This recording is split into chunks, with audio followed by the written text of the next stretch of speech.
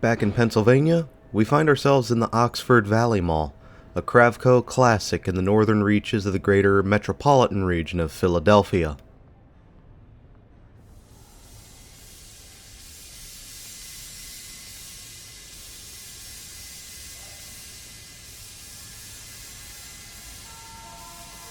With interest in the future site of the mall dating back to 1966, Kravco would develop and open the mall in 1973, hosting JCPenney, Bamberger's, Wanamaker's, and Gimbel's as its anchors.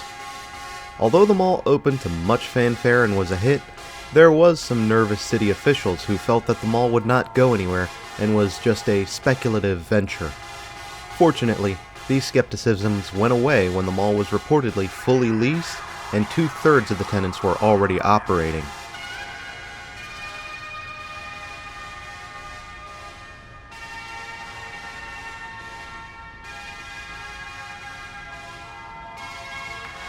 Considering he had grown up going to this mall, I offered Raw and Real Retail to share his testimony in going to the mall. He had the following to say.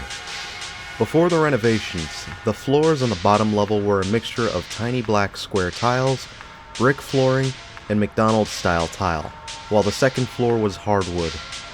The mall was host to 7 fountains, of which included one with a walking bridge, one half-circle that surrounded the Wanamaker's Eagle, one wrapped around by the spiral ramp, as well as a 25-foot geyser outside. I also remember him telling stories of running up and down the spiral ramp, as well as stories about kids who would roll up their pant legs to steal coins from the fountains. Good or bad, stories like these make me wish I had a time machine.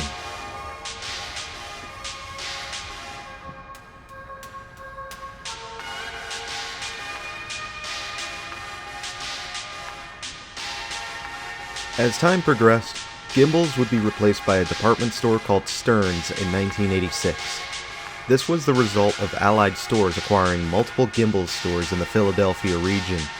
Meanwhile, Bamberger's would change into Macy's that same year, long before the great acquisition and the complex arc of May department stores and Federated department stores.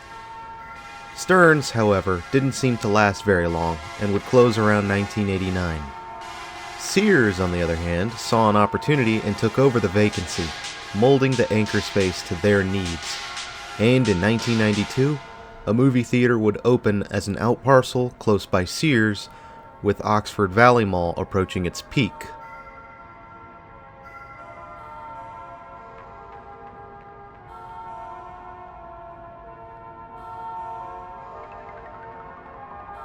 In 1998, it was decided that the mall needed a major overhaul, and this overhaul would not only bring in a new food court on the second floor, but it would also bring the mall up to the image we see today.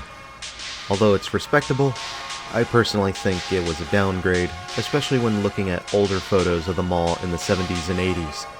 Countless fountains lost, save for a single one outside that hasn't been run in years, no more spiral ramp known for kids running up and down it, and an almost complete removal of plants and greenery. And people wonder why I dislike modernity.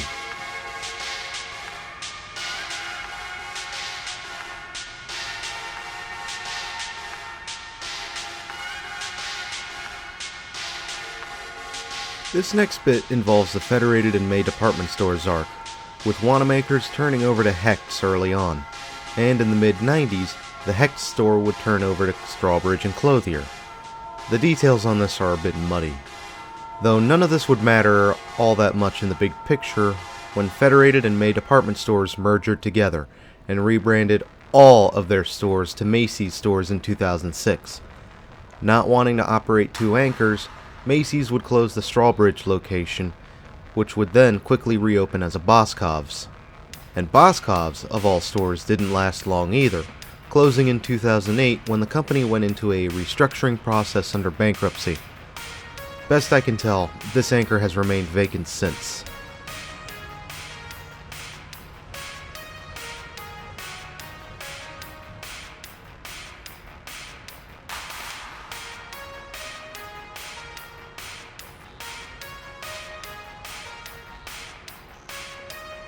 Fast forward to 2018, and Sears would announce closure, surprise surprise, beginning liquidation sales before finally closing in early 2019.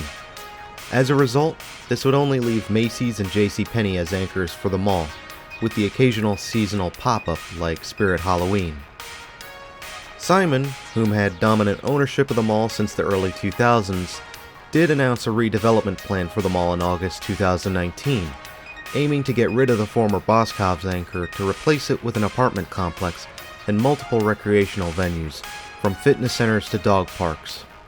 The long-term goal would have been to overhaul the mall property into a lifestyle center, though early drafts do show the mall being preserved to a large degree.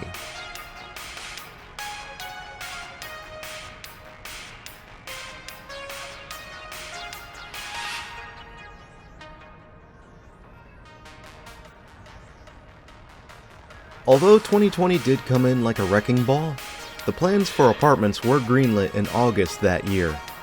However, as of April 2021, I have not seen any evidence that this plan has been set in motion. However, some things can take time to get off the ground, and there's probably still a lot of red tape and financial issues happening behind the scenes. Will Oxford Valley Mall enter its next chapter, or will Simon walk away? We can only wait and see at this time, really.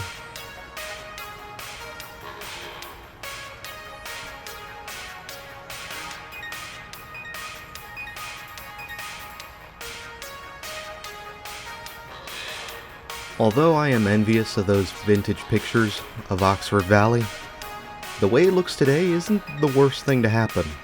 That space frame ceiling up above has always been there, and at the right hour in the morning and the evening, the sun will fill the mall with a warm glow.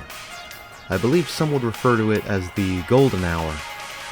Overall, it's not the prettiest mall out there, but it is a respectable one, and that's good enough for me.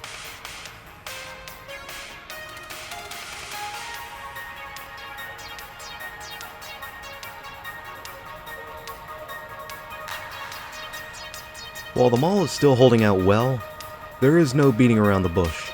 This mall is troubled. There has been a slow-moving departure of inline tenants over the years with Sears and Boscov's gone, and this mall is on a slow-moving downward trend, and that does make me wonder, will future drafts of Simon's redevelopment plan get rid of the mall interior? But, on the other hand, someone reported that the surviving fountain outside was running for the first time in nearly a decade. So this is one of those malls that leaves me wondering. Perhaps we should be keeping an eye on it in the future to see how things pan out. And I think we may have just the guy and gal to do it.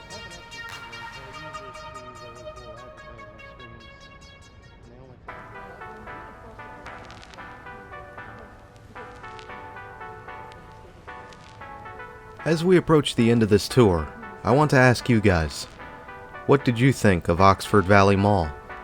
Do you like it? Do you hate it? Where is the redevelopment plan going to go? And what will come of the tenants? Do share your thoughts, speculations, and maybe even memories down below. And if you're patient, I might share a couple vintage photos of the Oxford Valley Mall at the end of the slideshow. So do stick around for that.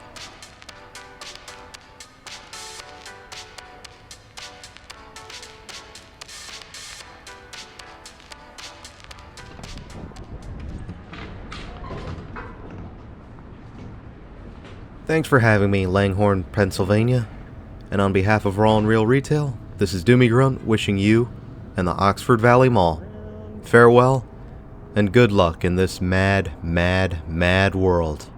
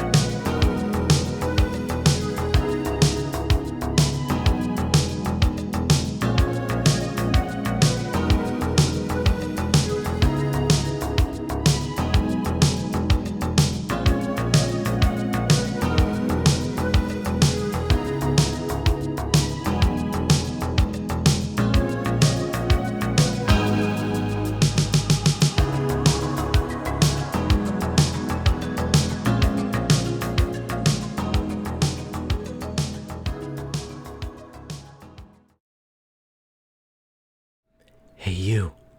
Yeah, you. You want to see vintage photos of Oxford Valley Mall? Well, take a look at this.